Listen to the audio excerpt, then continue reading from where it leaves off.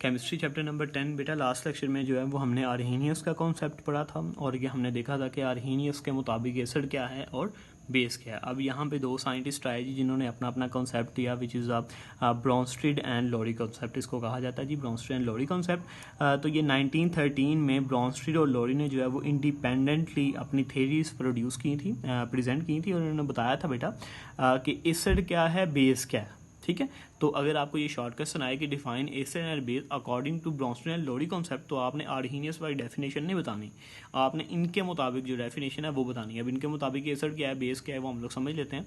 तो बेटा ब्रॉन्स्टेड और लोरी ने ये बताया था कि acid is a species which can donates is its proton, कि एसिड वही चीज़ होती है जो अपना हाइड्रोजन आयन या अपना प्रोटॉन जो है वो डोनेट करने की कैपेबिलिटी रखता हो, जबकि बेस वो चीज़ होती है बेटा जो कि किसी भी एसिड से हाइड्रोजन को लेने की कैपेबिलिटी रखता हो। ठीक है, देखें जो लिमिटेशंस आई थी ना हमारे पास वहाँ पे इन द आर्हीनियस कॉन्सेप्ट, वो ये थी कि भाई हाइड्रोजन जो है वो मौजूद होना चाहिए एसिड के पास और हाइड्रोक्साइड जो है वो मौजूद होना चाहिए बेस के पास, फिर एक्वा सोल्यूशन भी चाहिए। अब यहाँ पे ना ये इन्होंने लिमिटेशंस को ज़रा ख़त्म कर दिया। एक तो इन्होंने ये लिमिटेशन ख़त्म कर दी बेटा कि हाइड्रोक्साइड का होना ज़रूरी नहीं है बेस को देखने के लिए, दूसरा एक्वा सोल्यूशन का होना भी ज़रूरी नहीं है। ठीक है, तो देखें जी ये HCl जो है वो एक एसिड है और NH3 जो है वो एक बेस है।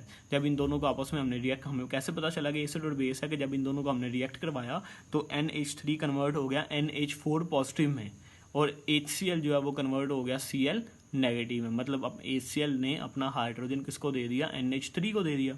जिसने हाइड्रोजन लिया वो बेस है और जिसने हाइड्रोजन दिया वो क्या है, एसिड है।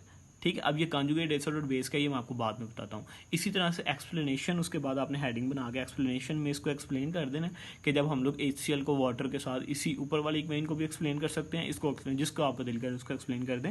HCl को वाटर के साथ हमने रिएक्ट करवाया तो फिर क्या हुआ बेटा कि HCl ने अपना हाइड्रोजन वाटर को दे दिया, वाटर कन्वर्ट हो गया H3O पॉजिटिव में, जबकि HCl जो है वो Cl नेगेटिव में कन्वर्ट हो गया। ठीक है, तो अब ये एसिड है ये बेस है। अब उसके बाद डेफिनेशन आती है जी conjugate acid and conjugate base. Conjugate acid और कॉन्जुगेट बेस क्या चीज़ होती है बेटा? कॉन्जुगेट एसिड वो चीज़ है जो कि बेस जब हाइड्रोजन आयन ले लेती है ना तो वो कन्वर्ट हो जाती है कॉन्जुगेट एसिड में, जबकि एसिड जब हाइड्रोजन दे देता है तो वो कन्वर्ट हो जाता है कॉन्जुगेट बेस में। ठीक है, तो कॉन्जुगेट एसिड वो चीज़ है जो बेस हाइड्रोजन लेके बनती है, उसको कॉन्जुगेट एसिड कहते हैं। और कॉन्जुगेट बेस वो चीज़ है जब एसिड अपना हाइड्रोजन जो है वो डोनेट करता है तो वो कॉन्जुगेट बेस बना देता है। ठीक है, तो इन दोनों की डेफिनेशन बताने के बाद आपने जो है वो एम्फोटेरिक कंपाउंड्स की डेफिनेशन बता देनी है। बेटा एम्फोटेरिक कंपाउंड एक ऐसा कंपाउंड होता है जो एज आ एसिड भी काम करे और एज आ बेस भी काम करे। ठीक है, कि देखें जब वाटर को हमने CH3COOH के साथ रिएक्ट करवाया तो एसिड इसका हाइड्रोजन जो है वो HO2 के पास चला गया और ये कन्वर्ट हो गया CH3COO नेगेटिव में और H3O पॉजिटिव। पॉजिटिव वाला जो है वो कॉन्जुगेट एसिड होगा, हमेशा कॉन्जुगेट एसिड पे पॉजिटिव चार्ज होता है, कॉन्जुगेट बेस पे नेगेटिव। अब देखें यहाँ पे जो वाटर है वो एक्ट कर रहा है एज अ बेस, क्योंकि इसने क्या लिया, हाइड्रोजन आयन ले लिया।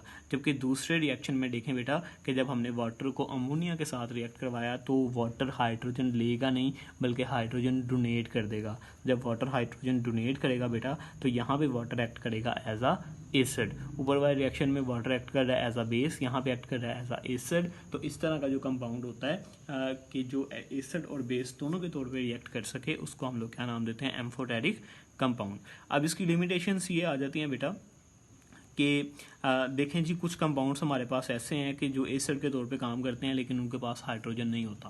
कुछ जो हैं वो बेस के तौर पे काम करते हैं लेकिन वो हाइड्रोजन को डोनेट नहीं कर सकते। ठीक है, तो ये इसकी भी कुछ लिमिटेशंस आ जाती हैं। कल इंशाल्लाह जो नेक्स्ट पढ़ेंगे उसमें ये लिमिटेशंस भी हमारी ख़त्म हो जाएंगी। तो अब ये पूरा लॉन्ग क्वेश्चन जो है ना ये हेडिंग्स बना के साथ आपने जो है इसको एक्सप्लेन करना है प्रॉपरली।